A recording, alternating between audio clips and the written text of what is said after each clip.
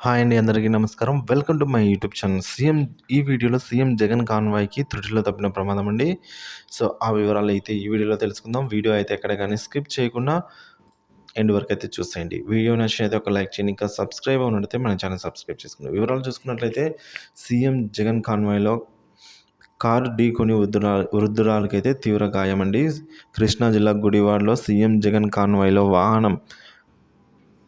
వాళ్ళ వాహనం అయితే నరసమ్మ అనే వృద్ధురాలిని ఢీకొట్టింది. ఈ ఘటనలో ఆమె కాలు నుజ్జయింది.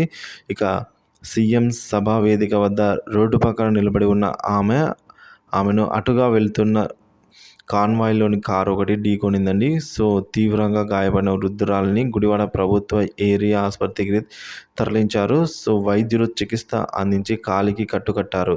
సీఎం సభ కోసం బాధ్యురాలు అయితే ఈ విధంగా గంపలగూడెం మండలం నెమలి గ్రామం నుంచి అయితే వచ్చినట్లు తెలుస్తోంది.